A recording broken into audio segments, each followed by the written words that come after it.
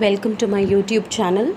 The topic taken up in this video is a phrase versus a clause.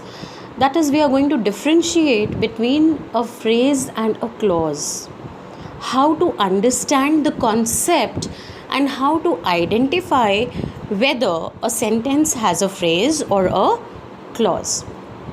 So, let us first discuss what are phrases. Okay. Phrases जो हैं वो एक group of words होता है जिसमें कि subject और वर्ब नहीं होता. That means it is a group of words without any subject और a verb and it can not make a complete sense. जब आप एक फ्रेज़ को पढ़ोगे तो आपको लगेगा कि इसमें कुछ मिसिंग है, उसका कंप्लीट सेंस नहीं बनता है. मीनिंग तभी सामने आता है जब हम उसको सेंटेंस में यूज़ करते हैं. तो आप ये भी कह सकते हैं कि फ्रेज़ जो है वो as a part of speech use होता है. It is not a part of a sentence, it is the part of a speech. इसको बहुत अच्छे से समझने के लिए स्क्रीन पर whatever the examples are there, just have a look at the examples. आप एक बार examples को देखिए. Group of words without a complete meaning. ठीक है, तो phrase जो है आप दिमाग में इतना रखिए कि जो phrase होगा वो as a noun, as an adjective और as an adverb use होगा. और इसके लिए हमें ये पता होना चाहिए कि finite और non finite verbs क्या होते हैं. फाइनाइट और नॉन फाइनाइट का वर्ब्स का जो वीडियो है वो ऑलरेडी अपलोडेड है. आप लिंक चेक करेंगे तो आपको उसमें मिल जाएगा. नॉन फाइनाइट वर्ब्स हमारे फ्रेजेस में यूज़ होते हैं. Now let us quote a few examples.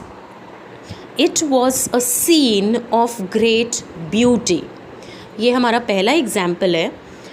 Understood है ऑफ ग्रेट ब्यूटी, ये एक फ्रेज़ है.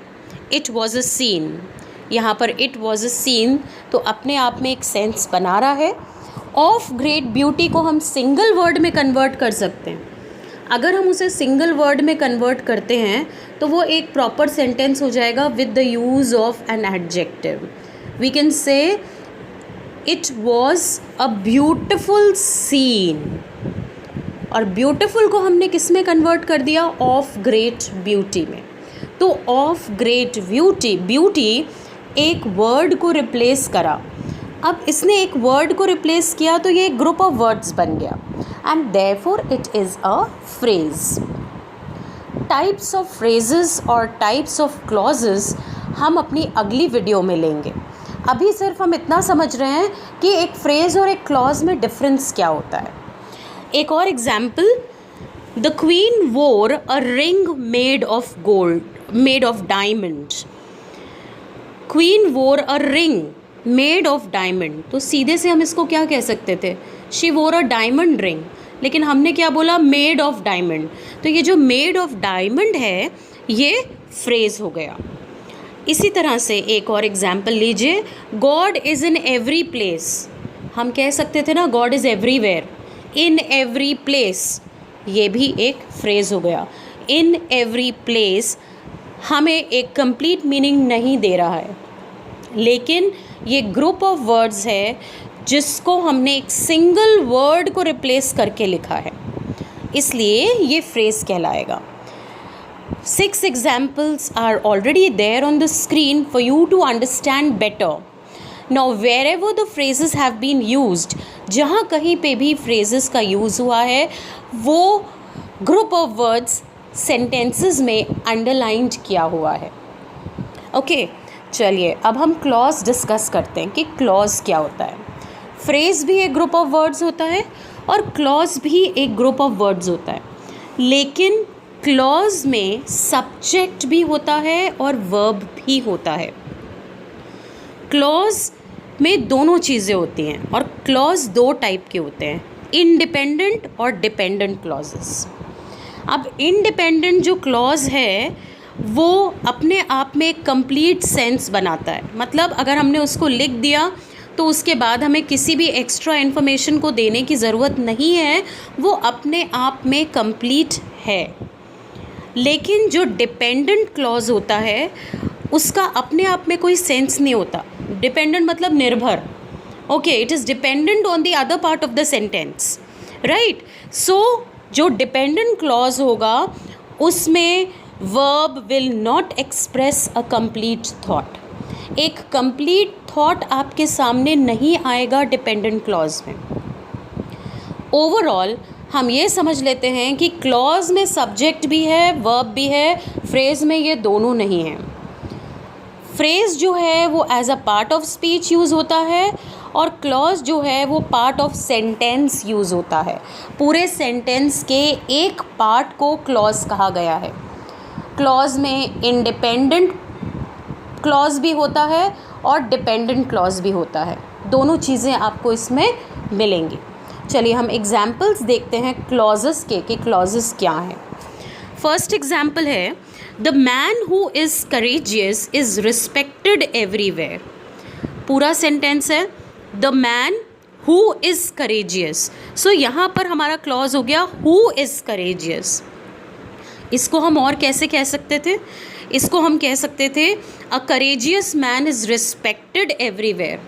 अगर हम बोलते a courageous man is respected everywhere, तो ये एक सिंपल सेंटेंस हो जाता जहाँ पर हमारे पास ना दो सब्जेक्ट होते ना दो वर्ब होते। लेकिन इस सेंटेंस में हमारे पास दो सब्जेक्ट भी हैं और दो वर्ब भी हैं, इसलिए ये सेंटेंस क्लॉज हो गया। अ मैन ये अलग सब्जेक्ट हो गया, इज़ रिस्पेक्टेड एक वर्ब हो गया, हु इज़ हु एक अलग सब्जेक्ट हो गया, इज़ एक अलग वर्ब हो गया। तो यानी कि जब हम एक से ज़्यादा सब्जेक्ट्स और एक से ज़्यादा वर्ब का यूज़ करेंगे सेंटेंस में, तब हमारा सेंटेंस क्लॉज बन जाएगा। एक और एग्जाम्पल देखिए, I appreciate that you love your country. I appreciate, I एक सब्जेक्ट हो गया, एप्रिशिएट एक वर्ब हो गया। आगे चलते हैं, you love your country. You again एक सब्जेक्ट है, लव अगेन एक वर्ब है, ठीक है। तो यहाँ पर भी दो सब्जेक्ट यूज़ हो गए, दो वर्ब यूज़ हो गए, ठीक है ना। तो ये भी क्या हो गया, एक क्लॉज का एग्जाम्पल हो गया, right. Next example, I know where he went. I know ये अलग हो गया, वेयर ही वेंट ये डिपेंडेंट क्लॉज हो गया, ठीक है। Where he went, I know अपने आप में कंप्लीट है, वेयर ही वेंट ये एक other part of the sentence हो गया। तो इससे आप समझ लोगे कि जो क्लॉज है वो दो छोटे छोटे सेंटेंसेस होते हैं, to be very precise and to be very simple. Clause जो है वो दो छोटे छोटे सेंटेंसेस या दो से ऊपर भी हो सकते हैं, छोटे छोटे सेंटेंसेस एक साथ हम उनको क्लब करके लिखते हैं, जिसमें से एक जो है वो दूसरे के ऊपर डिपेंड करता है। कंप्लीट मीनिंग, कंप्लीट इन्फॉर्मेशन तभी देता है जब वो दूसरे पार्ट ऑफ द सेंटेंस के साथ लिखा जाता है। लेकिन फ्रेज़ में ऐसा बिल्कुल भी नहीं होता। फ्रेज़ अपने आप में एक 3-4 ग्रुप ऑफ वर्ड्स का एक कलेक्शन होता है, जिसका अपने आप में कोई कंप्लीट मीनिंग नहीं है। उसका कंप्लीट मीनिंग लाने के लिए हमको उसे एक प्रॉपर सेंटेंस में लिखना पड़ता है। आई होप आपको फ्रेज़ और क्लॉज का डिफरेंस क्लियर हो गया होगा। अब फ्रेजेस और क्लॉजेस में 3 टाइप्स होते हैं, noun clause, adjective clause, adverb clause. इसी तरह फ्रेजेस में भी यही 3 टाइप्स होते हैं। इनको डिस्कस हम करेंगे नेक्स्ट वीडियो में कि हम कैसे आइडेंटिफाई करें वेदर सेंटेंस में नाउन फ्रेज़ या क्लॉज है कि एडजेक्टिव फ्रेज़ या क्लॉज है या फिर एक एडवर्ब फ्रेज़ या क्लॉज है। इसकी टेक्निक भी बहुत ही सिंपल है, जो कि मैं नेक्स्ट वीडियो में आपके साथ शेयर करूँगी। If you really like my videos, do share and subscribe.